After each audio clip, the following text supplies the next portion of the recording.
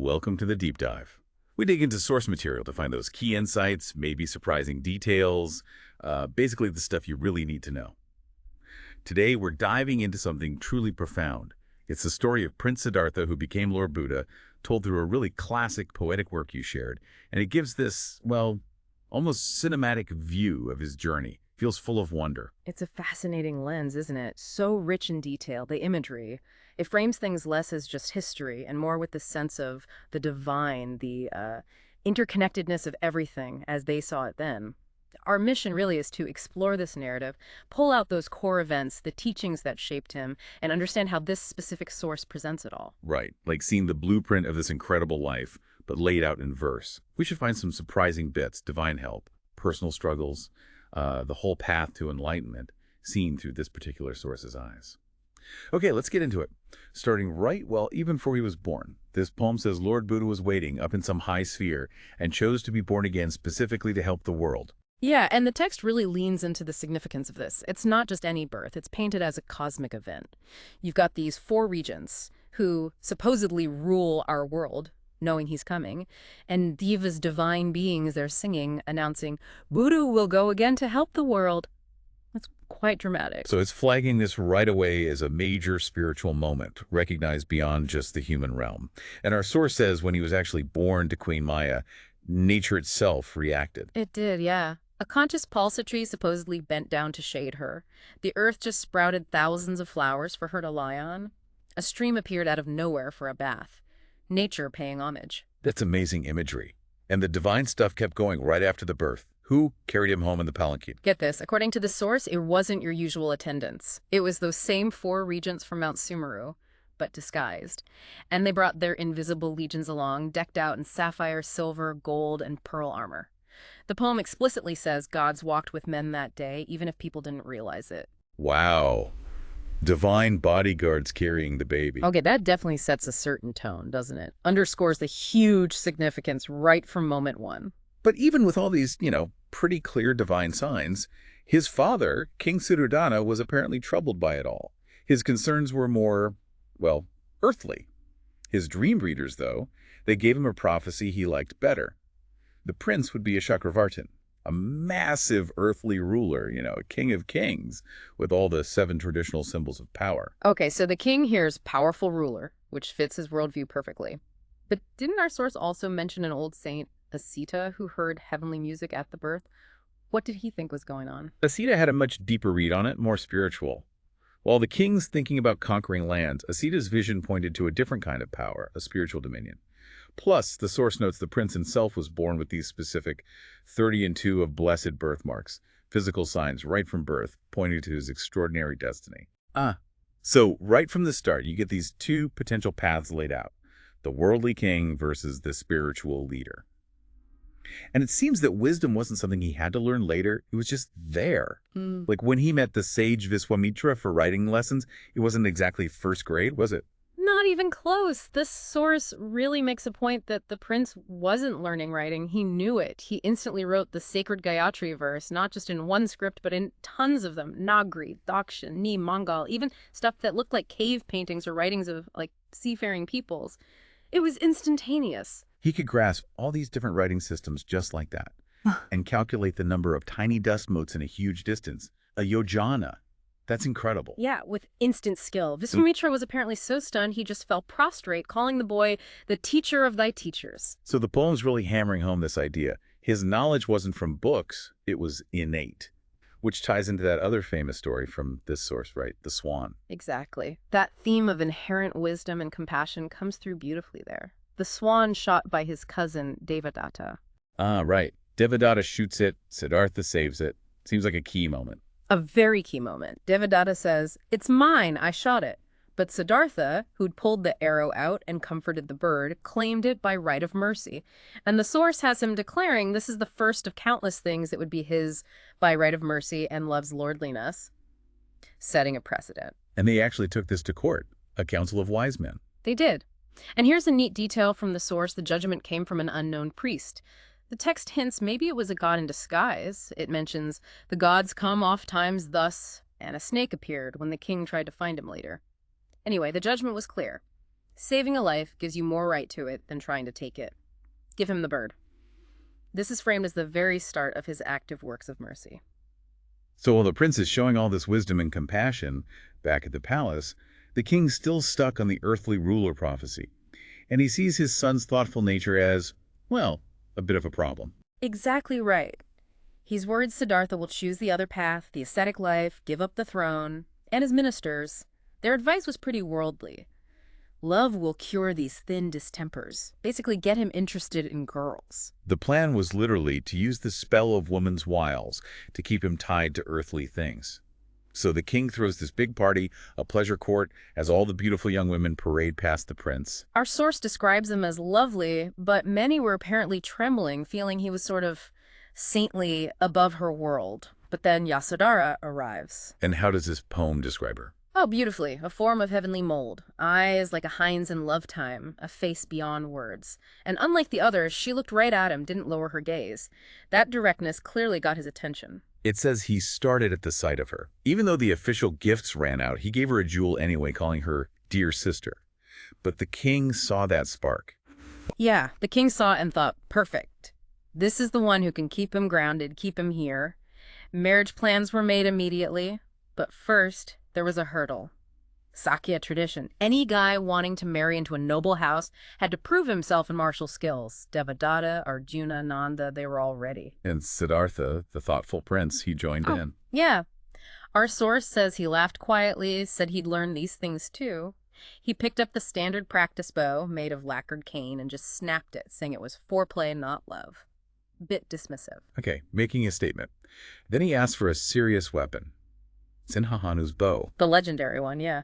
Black steel, supposedly no one could even string it. He bent it, strung it, and when he plucked the string, the sound was like an eagle's wing, so loud people heard it across the city and knew something amazing happened. And his archery shot. Went straight through the farthest target, a drum, and just kept going, past reach of eye.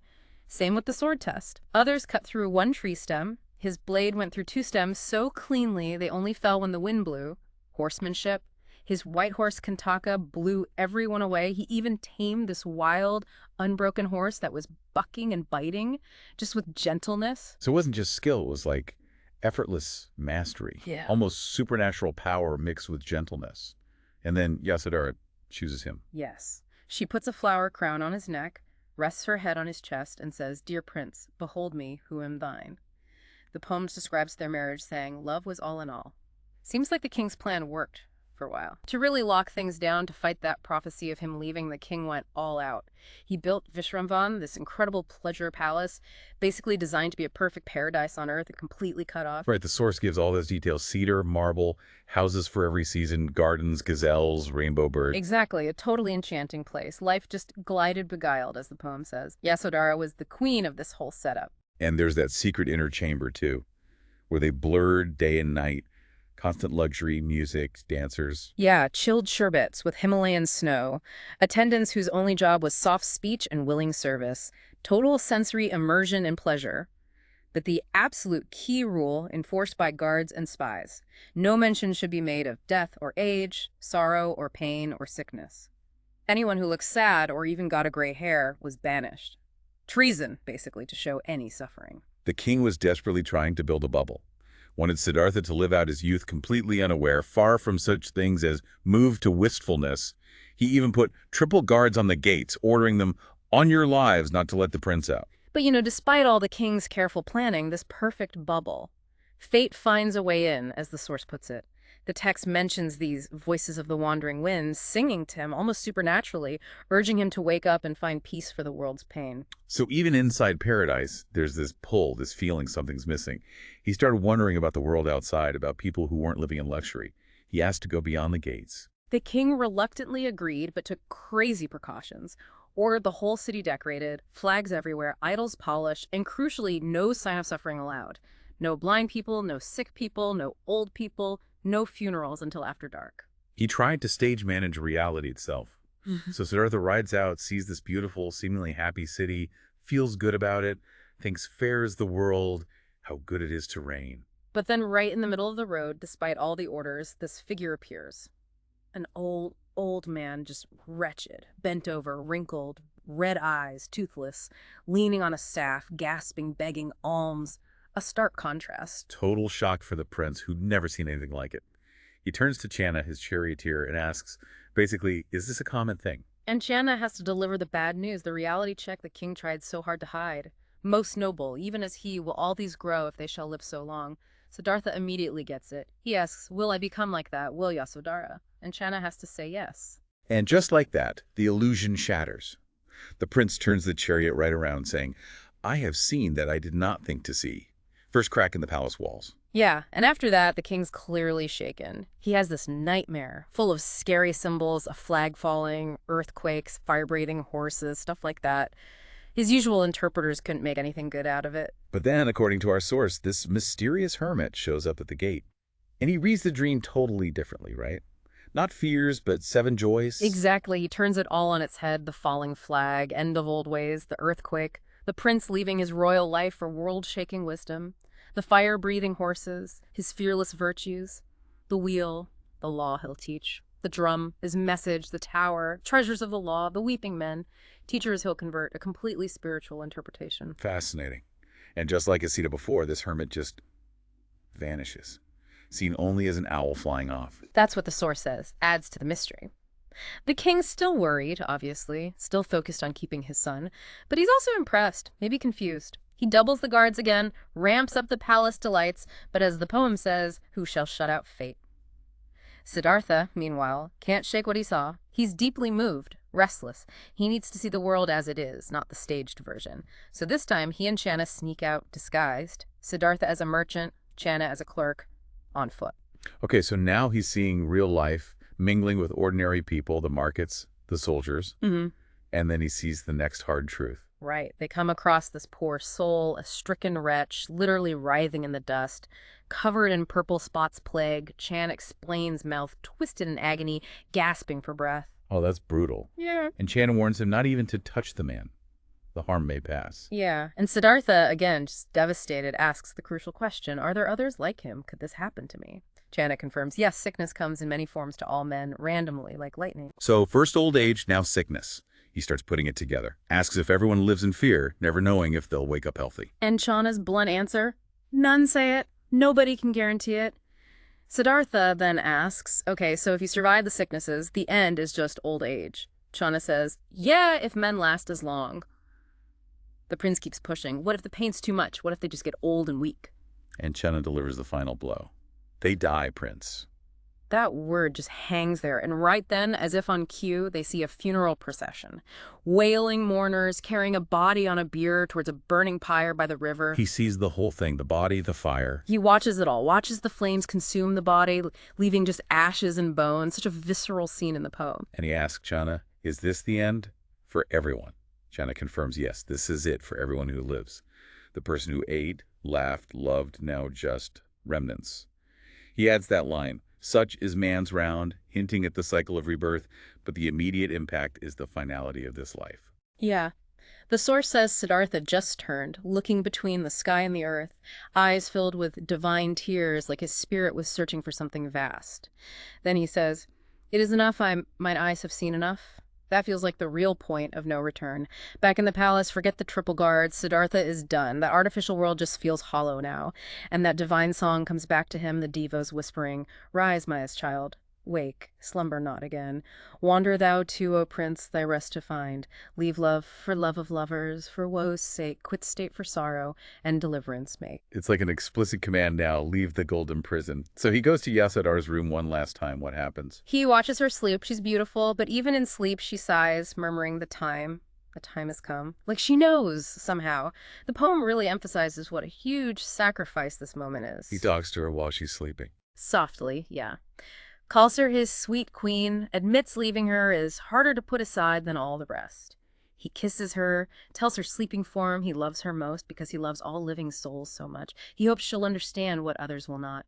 It's heartbreaking, really. He also thinks about their unborn son, Rahula. He needs saving, too, from this same cycle. Siddhartha's thinking is clear now. His love isn't selfish withdrawal, it's expanding to include everyone. He realizes traditional prayers and sacrifices aren't enough against this universal suffering he's finally seen. Exactly. His motivation is laid bare. giving up his youth, his throne, his wife, his comforts. It's all because my heart beats with each throb of all the hearts that ate, known and unknown. It's framed as this incredible act of love, a sacrifice for everyone. He looks around at his sleeping household, this lovely garden, and knows he can't stay there while people moan under their darkness. He decides, while life is good to give, I give and go to seek deliverance. He wakes Channa, asks for Kantaka, his horse. Channa tries to argue, reminds him of the prophecy about ruling the paradise he has. But Siddhartha's mind is made up. He says his love for them isn't selfish. He's leaving to save them and all flesh, if utmost love avail. And just like before, divine help smooths the way. Yakshas, nature spirits, lay down cloths to muffle Kantaka's hooves. A magical wind makes the guards fall asleep. The massive gates swing open silently. He just passes out, free from the palace. The great renunciation.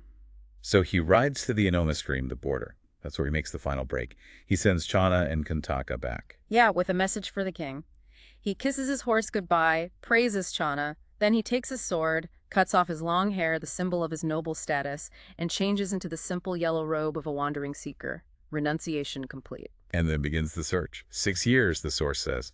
Living rough, meditating in caves, woods. Living on whatever alms people offered. Sometimes sitting so still in meditation that squirrels and birds would come right up to him, unafraid. He runs into other seekers, right? Ascetics on Ratnagiri Hill. What were they like? A gaunt and mournful band, the poem calls them, practicing really extreme self-punishment. Standing with arms raised till they withered, clenching fists till nails grew through their palms, walking on spikes, cutting themselves, starving. Wow, really harsh practices. What did Siddhartha think? He watched them and basically asked, life's already full of suffering, why are you adding more?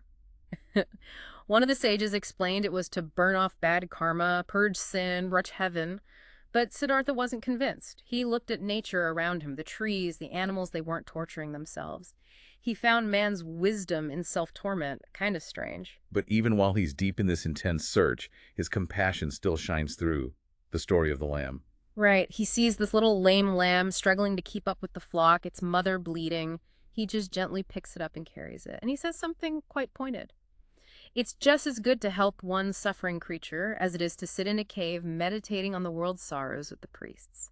Practical compassion matters. And then there's the encounter with Gautama, the grieving mother whose child died. He tells her to find mustard seed. From a house where no one has ever died. Yeah. She searches everywhere, knocks on every door, and realizes there is no such house. Death has touched everyone. It was a tough lesson, the bitter balm, Siddhartha called it, but it taught her the universality of grief far better than words could have. The whole wide world weeps with thy woe. Shared sorrow feels less isolating. His compassion also put him in direct conflict with existing traditions, like animal sacrifice. He bumps into King Bimbisara, about to have this huge slaughter, 50 goats, 50 sheep. Yeah, a massive royal sacrifice. The priests are chanting, pouring ghee and soma juice, getting ready with the knives. And Siddhartha just walks in, carrying the lamb he rescued. Walks right up to the altar. The source says his presence was so commanding, none stayed him. He gives this powerful speech about life being precious, something all can take but none can give, loved by every creature. He pleads for pity, for gentleness towards the weak, argues for bloodless offerings, grain, fruit, water. And it worked. Just like that. Amazingly, yes. The power of his words, his presence. The priests dropped their knives, scattered the altar fires. The king was so moved he decreed an end to sacrificial killing, even had it carved in rock. A huge shift prompted by Siddhartha's plea. And our source drives the point home by including that Jataka tale, a story of Buddha's past life where he, as a holy man, actually gave his own body to feed a starving tigress and her cubs.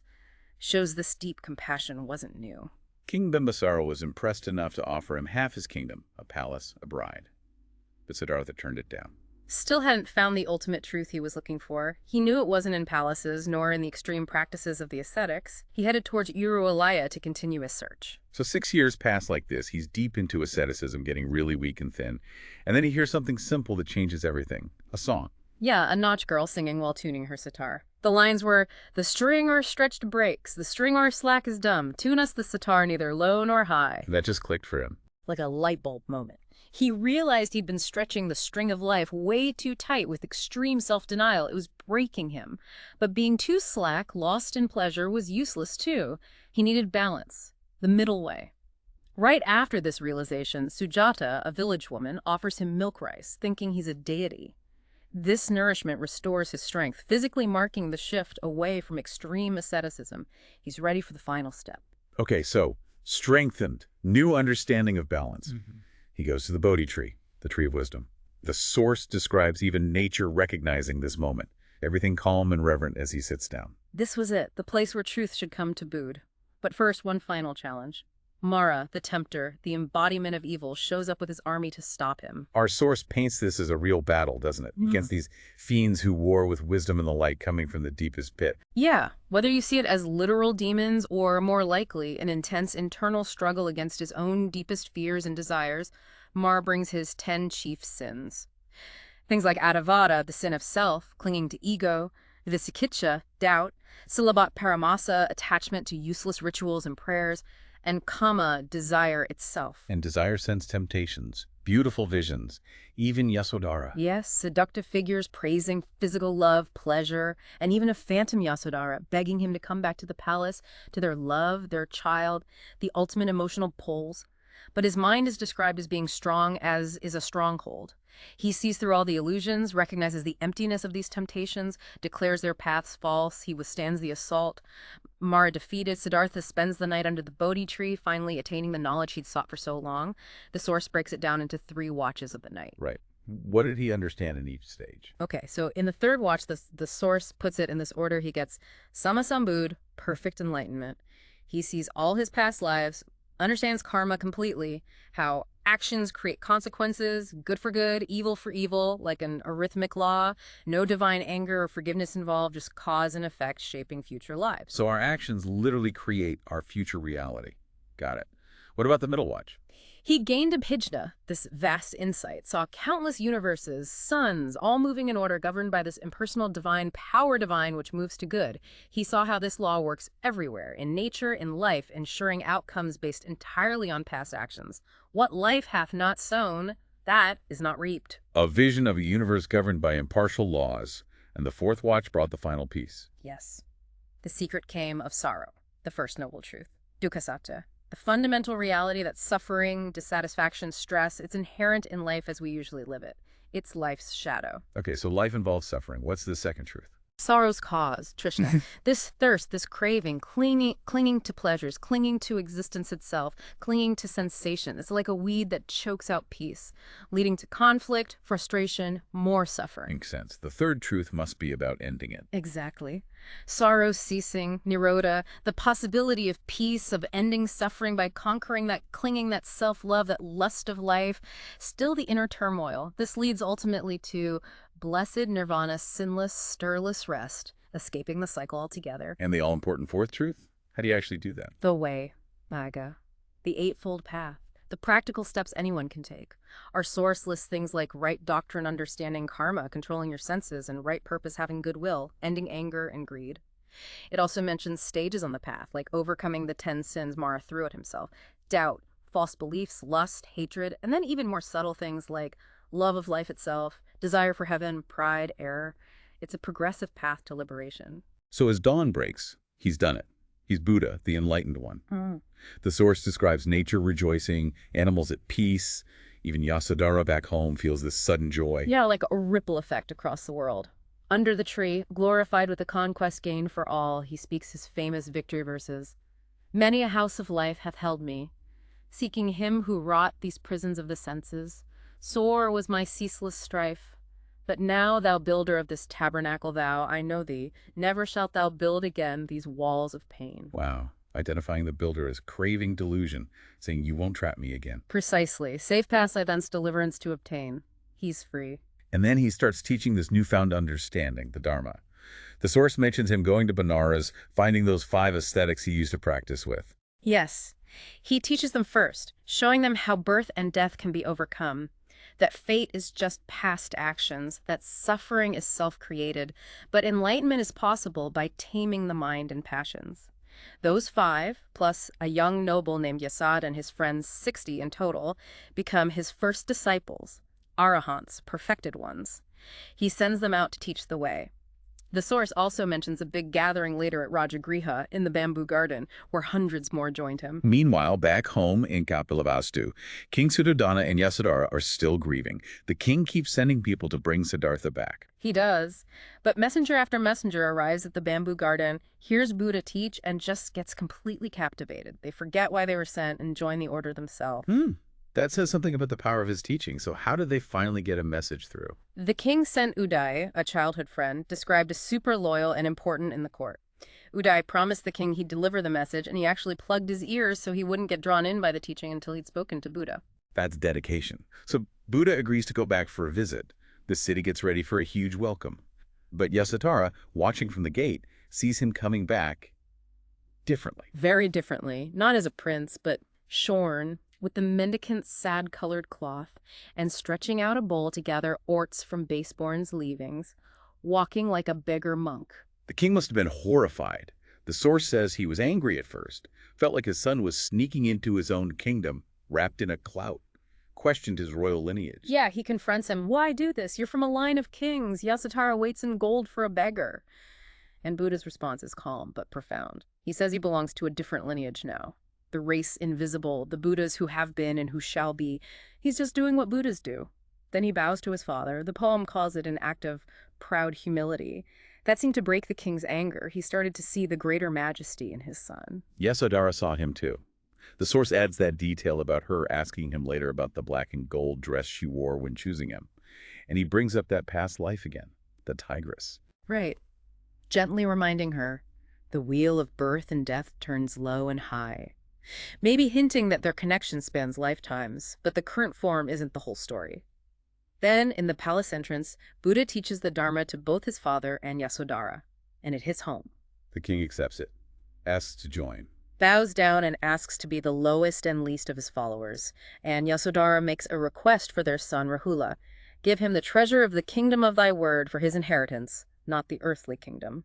The source says, thus pass these three into the path. His immediate family joins the spiritual journey.